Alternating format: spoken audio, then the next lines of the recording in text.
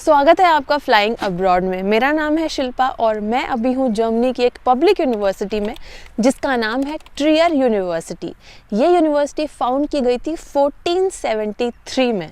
और आज के वीडियो में हम जानते हैं आप जर्मनी से अपनी बैचलर्स की पढ़ाई कैसे कर सकते हैं। तो सबसे पहले समझते हैं कि जर्मनी से आपको क्यों पढ़ाई करनी चाहिए। बहुत सारे रीजंस हैं, जैसे कि ऑलमोस्ट फ्री एजुकेशन, क्योंकि यहाँ पे कोई भी ट्यूशन फ़ी नहीं है। उसके बाद में एजुकेशन यहाँ की वर्ल्ड क्लास है, बहुत ही अच्छी क्वालिटी एजुकेशन आपको मिलेगी। बहुत सारी जॉब अपॉर्चुनिटीज़ है क्योंकि यहाँ पे स्किल्ड वर्कर की काफ़ी ज़्यादा शॉर्टेज है। उसके अलावा आपको मिलेगा ग्लोबल एक्सपोजर और साथ में आपको सीखने को मिलेगी एक नई लैंग्वेज। तो अब कुछ सवाल आपके मन में आ रहे होंगे कि आपको क्या पढ़ना चाहिए और जैसे कब स्टार्ट करना चाहिए। तो यूजुअली आपको अपना कोर्स डिसाइड करना चाहिए, आपको जैसे किस चीज़ में इंटरेस्ट है, कौन सी यूनिवर्सिटी में जो आपको कोर्स पसंद है वो अवेलेबल है, और जैसे आपकी पास्ट की पढ़ाई क्या है।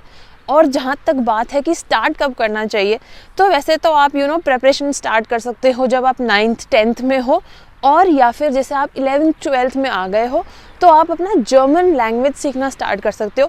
क्योंकि आप जर्मनी में अगर बैचलर्स पढ़ने आओगे तो जर्मन लैंग्वेज तो आपको हेल्पफुल रहेगी अगर आपका प्रोग्राम इंग्लिश में है तो भी। और जैसे ही आपने डिसाइड कर लिया है कि आपको जर्मनी में पढ़ाई करनी है और आप अपना एप्लीकेशन प्रोसेस स्टार्ट करो, उसके साथ में अब आपको कुछ और एडिशनल स्टेप्स भी करने पड़ेंगे जो कि अभी न्यूली इंट्रोड्यूस किए हैं जर्मनी ने कुछ रूल्स।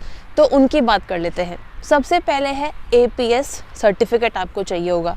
तो ये क्या है? बेसिकली यहाँ पे जैसे आपके डॉक्यूमेंट्स जो भी हैं उनकी ऑथेंटिसिटी चेक करने के लिए स्टेप ऐड किया गया है, जहाँ पे आपको अप्लाई करना है APS इंडिया की वेबसाइट पे।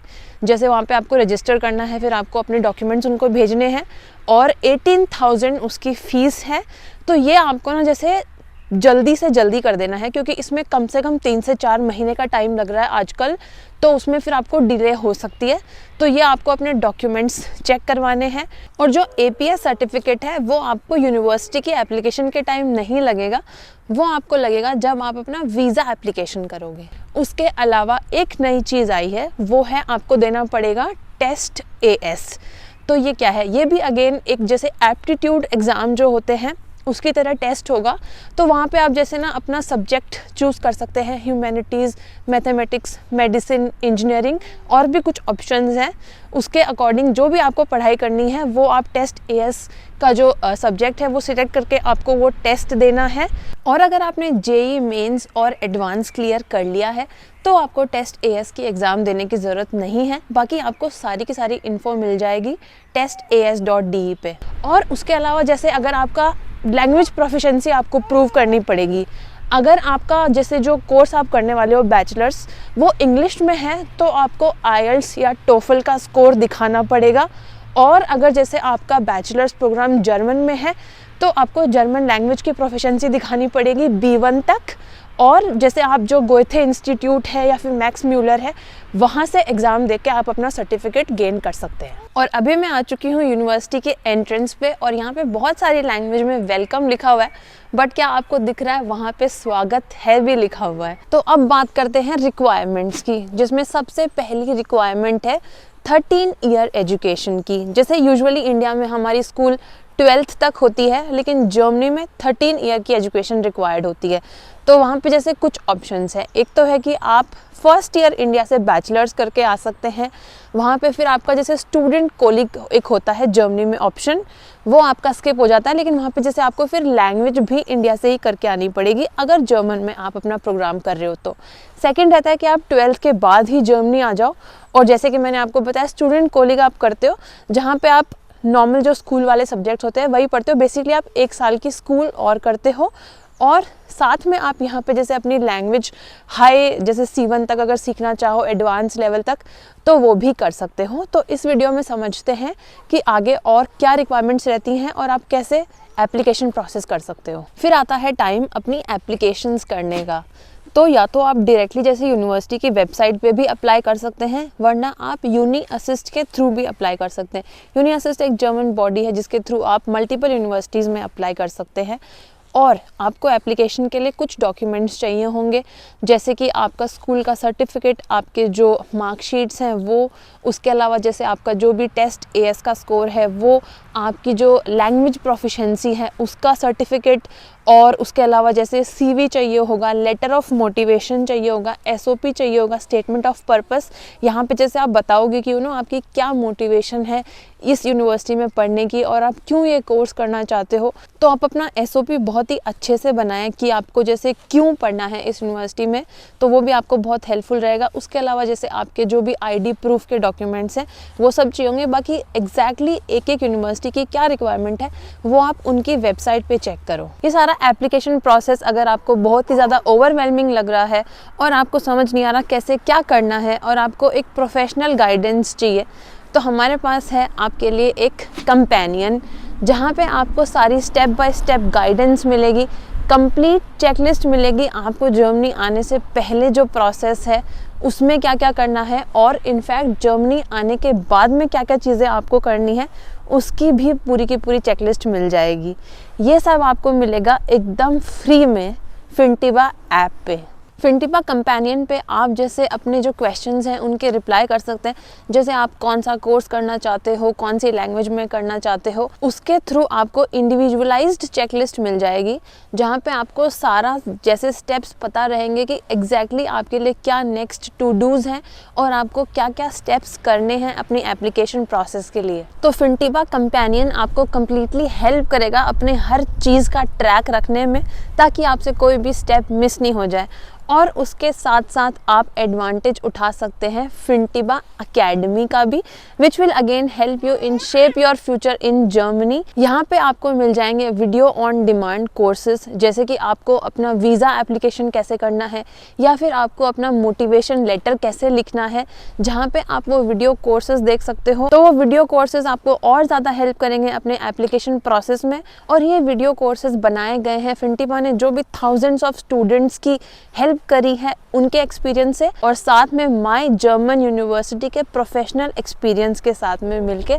सो Fintiba companion and Fintiba academy आपके लिए बहुत ही अच्छा एक ऑप्शन है to successfully guide your way to Germany. और इन सब के लिंक्स आपको मिल जाएंगे डिस्क्रिप्शन में और पिन कमेंट में, so do check it out. तो आपकी एप्लीकेशन होने के बाद में फिर आपको वेट करना है कि आपको यूनिवर्सिटी में एडमिशन मिल जाए, और जैसे ही आपका यूनिवर्सिटी से एक्सेप्टेंस लेटर आता है, आपका डिसाइड हो जाता है कि हाँ मेरा एडमिशन हो गया, अब मुझे जाना है जर्मनी, तो एज सून एज जिस दिन आपका एक्सेप्टेंस लेटर आता है उसी दिन सबसे पहले आपको पार्टी करने से पहले भी वीज़ा स्लॉट बुक कर देने हैं, क्योंकि वो भी अगेन मिलते नहीं हैं। आप पहले भी कर सकते हो, बट उस केस में फिर क्या होता है ना, अगर आपका एक्सेप्टेंस नहीं आता है तो फिर किसी और का वीज़ा स्लॉट वेस्ट हो जाता है। तो आप जैसे जिस दिन आ गया एक्सेप्टेंस लेटर उसी दिन वीज़ा स्लॉट बुक कर लो, और उसके बाद में जैसे आपको ना कुछ प्रिपरेशन करनी है। एक तो वीज़ा के लिए भी आपको बहुत सारे डॉक्यूमेंट चाहिए, जिसमें कि सबसे मेन है आपका ब्लॉक्ड अकाउंट। तो ब्लॉक्ड अकाउंट में जैसे आपको पैसे ट्रांसफ़र करवाने होंगे, जो कि अभी जो करंट प्राइस है ब्लॉक्ड अकाउंट की वो है 11,208 यूरोस, मंथली 934 यूरोस।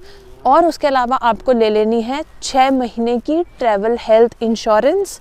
और फिर जैसे और भी बहुत सारे वीज़ा के डॉक्यूमेंट्स हैं, जैसे कि आपका एप्लीकेशन फॉर्म, आपका पासपोर्ट बहुत ज़रूरी है, पहले ही बनवा लेना।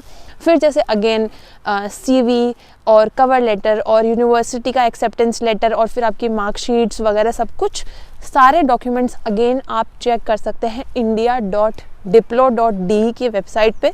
वहाँ पे आपको सारे जो भी डॉक्यूमेंट्स चाहिए होंगे वीज़ा के लिए वो दिख जाएंगे।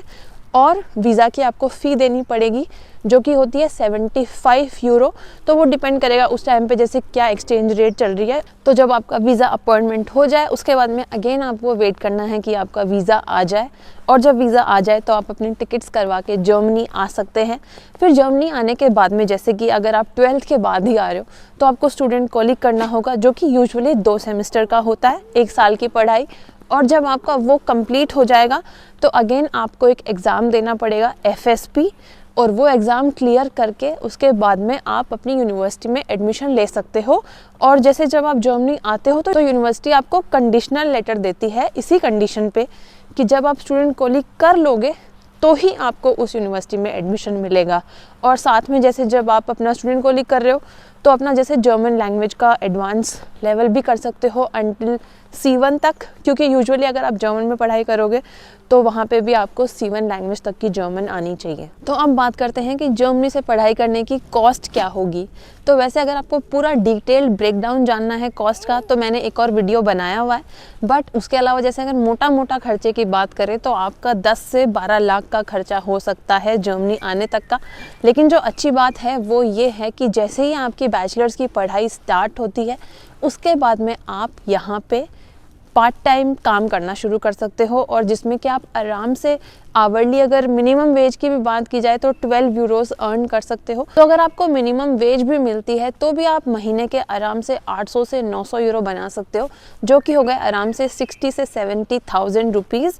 और अगर एक्सपेंसेस की बात की जाए तो यूजुअली जितने भी स्टूडेंट्स से हमने बात की है 500 से लेकर 700 यूरोस तक उनके एक्सपेंसेस हो जाते हैं मैनेज। तो उससे आपके बहुत ही ईजिली एक्सपेंसेस कवर हो जाएंगे और इनफैक्ट आपके पैसे भी सेव हो जाएंगे। तो वो एक बहुत अच्छा ऑप्शन है और आपको बहुत अच्छी अपॉर्चुनिटी देता है, बहुत ही कम और इनफैक्ट ऑलमोस्ट फ्री में पढ़ाई करने की जर्मनी से। आई होप आपको ये वीडियो अच्छा लगा हो। अगर अभी भी आपके कुछ क्वेश्चंस हैं तो आप कमेंट्स में पूछ सकते हैं, मैं अपना बेस्ट ट्राई करूँगी आपको रिप्लाई देने का। और बाकी अगर वीडियो अच्छा लगा हो तो प्लीज़ वीडियो को लाइक करना। चैनल को अभी तक सब्सक्राइब नहीं किया तो आप चैनल को सब्सक्राइब कर लीजिए। हमने इस चैनल पे बहुत सारे वीडियोस बनाए हैं जर्मनी के रिलेटेड, और अगर आपको जर्मनी की डेली लाइफ के वीडियोस देखने हैं तो हमारा एक व्लॉगिंग चैनल भी है, फ्लाइंग अब्रॉड व्लॉग्स, उसको भी आप चेकआउट कर सकते हैं। I will see you in my next video. तब तक आप अपना ध्यान रखिए। Bye and take care.